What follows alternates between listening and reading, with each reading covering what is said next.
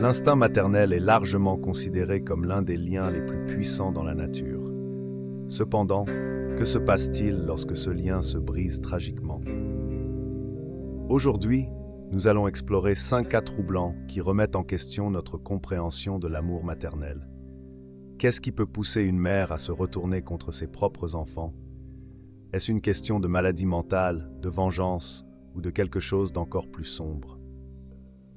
Regardez jusqu'à la fin, car le dernier cas est sans aucun doute le plus choquant de tous. Cas numéro 1. Laetitia Stouch.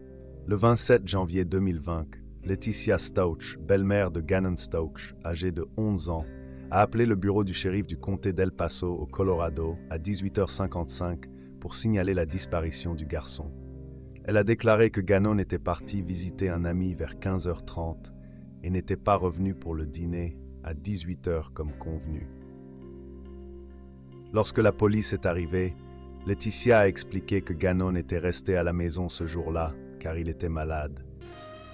Elle a dit qu'ils avaient fait quelques tâches ensemble, puis il avait demandé à aller chez un ami pour jouer. Laetitia a affirmé être allée chez l'ami, mais Gannon n'y était pas, et c'est alors qu'elle a commencé à s'inquiéter. La police a d'abord classé Gannon comme un fugueur juvénile et a commencé des recherches avec l'aide de la communauté.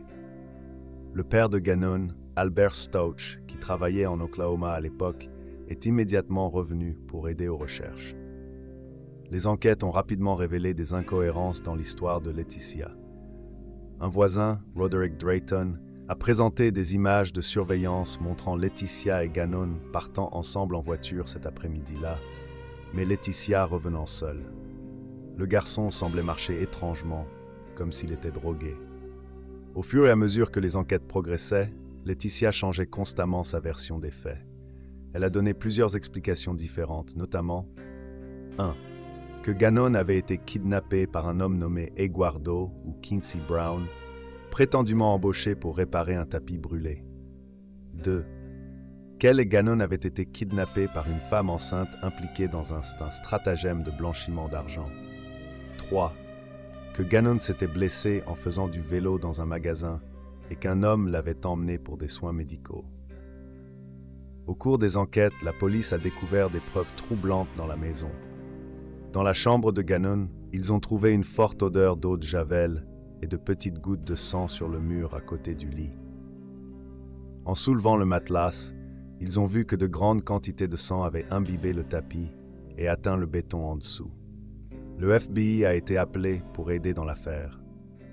Avec la coopération d'Albert Stouch, ils ont mis sur écoute son téléphone pour écouter les conversations avec Laetitia. Ces conversations ont révélé plus d'incohérences et de mensonges de la part de Laetitia. Le 28 février 2020, Laetitia a été arrêtée à Muir Beach, en Caroline du Sud. Elle a été inculpée de meurtre au premier degré, de maltraitance d'enfants ayant entraîné la mort, de manipulation d'un cadavre humain et de falsification de preuves. Le corps de Gannon a été retrouvé le 17 mars 2020 sous un pont près de Pensacola en Floride, à plus de 2000 km de chez lui. L'autopsie a révélé l'étendue de la brutalité du crime. Gannon avait subi 18 coups de couteau, un traumatisme contondant à la tête et une blessure par balle à la mâchoire. Il a également été découvert qu'il avait été drogué avec un analgésique extra fort qui l'aurait laissé trop somnolent pour se défendre. Le procès de Laetitia a commencé le 3 avril 2023. La défense a fait valoir qu'elle souffrait d'un trouble dissociatif de l'identité et n'était pas pénalement responsable de ses actes. Ils ont affirmé qu'un alter ego nommé Maria avait émergé pour la protéger en temps de danger. Cependant, l'accusation a présenté des preuves substantielles, y compris les multiples versions contradictoires de Laetitia, des images de surveillance et des preuves médico-légales trouvées dans la maison. Ils ont fait valoir que ces actions montraient une préméditation et des tentatives de dissimuler le crime. Après un procès de 5 semaines, le 8 mai 2023, le jury a déclaré Laetitia Stouch coupable de tous les chefs d'accusation. Elle a été condamnée à la prison à vie sans possibilité de libération conditionnelle. Diane Stout. En 2012, une série de décès mystérieux a commencé dans la famille Stout à Springfield, Missouri. La famille de 6 personnes semblait mourir une par une, initialement attribuées à des problèmes de santé et à l'abus d'alcool. Le dimanche de Pâques, 8 avril 2012, Mark Stout, âgé de 61 ans, a subi 3 crises d'épilepsie, la dernière durant 45 minutes. Lorsque la police est arrivée, Mark a été déclaré mort. Diane, son épouse, a expliqué que dans les jours précédents, Mark s'était senti faible et pouvait à peine parler. La police a remarqué du sang autour de la bouche de Mark, mais cela a été attribué à son historique de consommation excessive d'alcool. Seulement 5 mois plus tard, le 2 septembre 2012, la police a de nouveau été appelée au domicile des Stout. Cette fois, c'était le fils de 26 ans, Sean, qui avait cessé de respirer. Diane a dit que Sean avait présenté des symptômes grippaux au cours des 3 dernières semaines. Tout comme dans le cas de Mark, Sean avait également un anneau de sang séché autour de sa bouche. Le 9 juin 2013, Diane a posté sur Facebook demandant des prières pour sa fille de 24 ans, Sarah, qui était dans un état critique aux soins intensifs avec une défaillance d'organes et des dommages neurologiques. Un tuyau anonyme a conduit la police à enquêter sur un possible lien entre les cas. Les enquêteurs ont remarqué le comportement inhabituel de Diane, qui semblait étrangement optimiste sur les réseaux sociaux, faisant du shopping et profitant du temps à la piscine, malgré les tragédies familiales. Lorsque la police a interrogé Diane, elle a d'abord insinué que Sarah aurait pu s'empoisonner elle-même en raison de problèmes de santé mentale. Cependant, des tests supplémentaires sur des échantillons préservés de Sean ont révélé la présence d'éthylène glycol, un composant courant de l'antigel. Au fur et à mesure que l'interrogatoire progressait, Diane a finalement avoué avoir ajouté de l'antigel aux boissons de Mark et Sean. Elle a expliqué qu'elle en avait assez de la boisson de Mark et de ses accès de colère et considérait Sean, qui était autiste, comme plus qu'un tracas. L'enquête a révélé que la fille de Diane, âgée de 22 ans, Rachel, était complice des meurtres. La police a trouvé le journal intime de Rachel où elle écrivait sur des plans pour tuer des membres de la famille. Diane et Rachel ont été arrêtés et accusés de meurtre. Rachel a plaidé coupable en échange de son témoignage contre sa mère. En janvier 2016, Diane a été condamnée à la prison à vie sans possibilité de libération conditionnelle. L'affaire a soulevé des questions sur la santé mentale, les dynamiques familiales dysfonctionnelles et l'échec des systèmes de protection. Sarah, qui a survécu à l'empoisonnement, a subi des dommages organiques et neurologiques permanents, nécessitant des soins continus.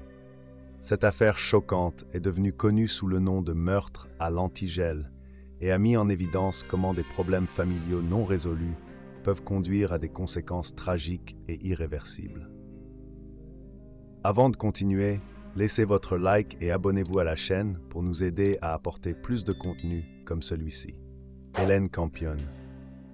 Le 4 octobre 2006, la police de l'Ontario au Canada a reçu un appel troublant d'Hélène Campion, âgée de 33 ans. D'une voix tremblante, elle a signalé que ses 2 filles étaient mortes dans son lit, couvertes de bijoux, et qu'elle n'avait aucune idée de qui les avait tuées. Hélène vivait à Barrie, en Ontario, avec ses 2 filles. Serena, âgée de 3 ans, et Sophia, âgée de 19 mois. Elle était séparée de son mari, Leonardo Campion, Léo, et une bataille pour la garde était en cours. Lorsque la police est arrivée à l'appartement, ils ont trouvé une scène troublante.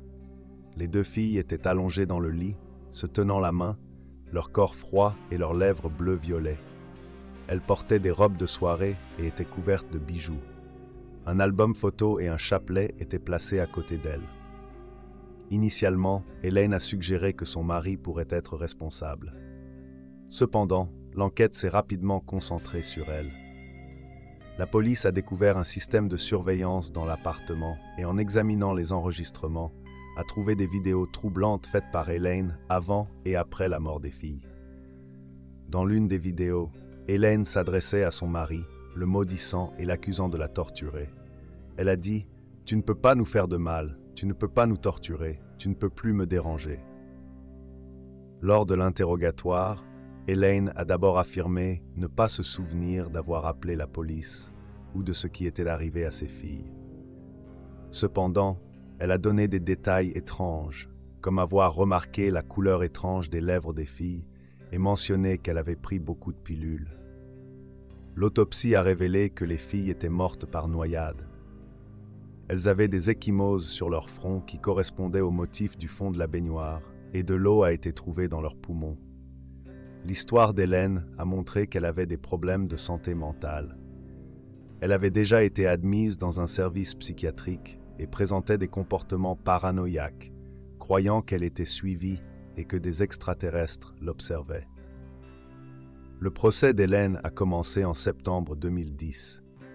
Elle a plaidé non coupable pour cause d'aliénation mentale. La défense a fait valoir qu'elle souffrait de graves problèmes de santé mentale, mais l'accusation a affirmé que malgré ces problèmes, Hélène était toujours capable de distinguer le bien du mal. Le 17 novembre 2010, Hélène a été déclarée coupable de 2 chefs d'accusation de meurtre au premier degré. Elle a été condamnée à la prison à vie sans possibilité de libération conditionnelle pendant 25 ans. Heather Jones. Le 25 novembre 2015, la police de Kansas City, au Kansas, a reçu un appel concernant un cas de violence domestique. Lorsqu'ils sont arrivés à la résidence des Jones, ils ont trouvé une situation beaucoup plus sombre que ce à quoi ils s'attendaient. Heather Jones, âgée de 29 ans, a affirmé que son mari de 44 ans, Michael Jones, avait essayé de lui tirer dessus lors d'une dispute. Elle a été emmenée à l'hôpital pour évaluation, où elle a fait une révélation choquante. Elle a dit à la police qu'il trouverait les restes d'un petit garçon quelque part sur la propriété. La police a fouillé le site et fait une découverte horrifiante. Les restes partiels d'Adrian Jones, âgé de 7 ans, ont été trouvés dans un enclos à cochons près de la grange dans l'arrière-cour. Adrian est né le 15 mai 2008. Il était le fils de Michael Jones et de son ex-femme, et vivait avec son père et sa belle-mère, Heather. Adrian avait été diagnostiqué autiste et ne pouvait pas vivre de manière indépendante. L'enquête a révélé une histoire d'abus terrible. Michael et Heather avaient soumis Adrian à une torture prolongée et systématique. Le garçon était fréquemment battu, attaché et laissé sans nourriture. Des caméras de surveillance installées dans la maison ont capturé des scènes horribles d'abus. Les preuves ont montré qu'Adrian était forcé à rester debout pendant des heures avec les mains en l'air, était laissé dehors dans le froid de janvier, ne portant qu'un t-shirt et un pantalon de pyjama, et était souvent menotté aux mains et aux pieds. L'enquête a également révélé des défaillances dans le système de protection de l'enfance. Il y avait eu plusieurs signalements d'abus au fil des années, mais Adrian finissait toujours par retourner sous la garde de Michael et Heather. Heather Jones a plaidé coupable de meurtre au premier degré le 14 novembre 2016. Elle a été condamnée à la prison à vie avec possibilité de libération conditionnelle après 25 ans. Michael Jones a été condamné à la prison à vie avec possibilité de libération conditionnelle dans 25 ans le 8 mai 2017. Le cas d'Adrian Jones a choqué la communauté et soulevé de sérieuses questions sur le système de protection de l'enfance. En 2018, la loi Adrian a été adoptée, visant à améliorer le suivi des familles qui déménagent à travers les frontières des États pour échapper aux autorités de protection de l'enfance. Gail Eastwood Ritchie. Le 25 mars 1993, dans le canton rural de Thompson, comté de Gauga, Ohio, 2 livreurs de journaux ont fait une découverte choquante. Le corps sans vie d'un nouveau-né, abandonné et battu sur une route déserte. Le bébé, qui est devenu connu sous le nom de l'enfant de Gauga, a été trouvé dans un sac poubelle avec des bras et des jambes manquants, probablement pris par des animaux. Un morceau du cordon ombilical était encore attaché au corps. La communauté a été profondément secouée par le crime. Le shérif du comté de Gauga, George Red Simmons, a lancé un appel public pour obtenir des informations. Il a été déterminé que l'enfant était caucasien, âgé de moins de 6 mois, et avait été exposé aux éléments pendant au moins 12 heures. L'autopsie a révélé que le bébé était âgé d'1 à 3 jours et était né vivant. Cependant, il n'a pas été possible de déterminer la cause exacte du décès ou si le bébé était déjà décédé lorsqu'il a été abandonné.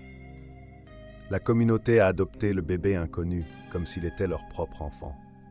En novembre 1993, environ 130 personnes ont assisté aux funérailles dans une église locale. Le bébé a été enterré avec une pierre tombale qui disait « L'enfant de Goga repose ici maintenant, trop tôt pour mourir, trop jeune pour vivre ». Pendant 26 ans, l'affaire est restée non résolue. Les enquêteurs ont poursuivi inlassablement toutes les pistes, allant même jusqu'à installer une caméra sur la tombe du bébé, dans l'espoir de capturer quelqu'un revenant rendre hommage. La percée dans l'affaire est venue en 2018, lorsque les enquêteurs ont décidé d'utiliser la généalogie médico-légale pour essayer d'identifier les parents du bébé. Après des mois de travail méticuleux, construisant un arbre généalogique avec plus de 1400 individus, ils ont finalement réussi à identifier les grands-parents paternels du bébé. Cela les a conduits à Gail Eastwood Ritchie, qui avait 49 ans au moment de la découverte. Gail était mariée, heureuse et avait 3 enfants adultes. Lorsqu'elle a été confrontée, Gail a d'abord nié toute implication, mais l'ADN a confirmé qu'elle était la mère du bébé.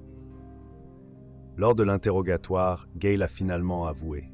Elle a révélé qu'en 1993, à 22 ans, elle vivait avec ses parents et sa sœur cadette, tout en fréquentant son futur mari. Elle est tombée enceinte, mais a caché la grossesse à tout le monde. Gail a accouché seule dans la salle de bain et dans un moment de panique a décidé de se débarrasser du bébé. Gail a été accusée de meurtre au premier degré. Son procès a commencé le 3 avril 2023. La défense a fait valoir que Gail souffrait d'un trouble dissociatif de l'identité, mais le jury l'a déclarée coupable. Le 8 mai 2023, Gail Eastwood Ritchie a été condamnée à la prison à vie sans possibilité de libération conditionnelle. Cette affaire met en lumière les avancées de la technologie médico-légale et comment d'anciennes affaires peuvent être résolues des années plus tard. Elle soulève également des questions sur le désespoir qui pousse quelqu'un à commettre un acte aussi terrible et l'importance du soutien et des ressources pour les mères en situation difficile. Ces cas nous laissent avec plus de questions que de réponses. Qu'en pensez-vous? Laissez votre opinion dans les commentaires. Si vous voulez plus de contenu comme celui-ci, abonnez-vous à la chaîne et activez les notifications. Merci d'avoir regardé. À la prochaine.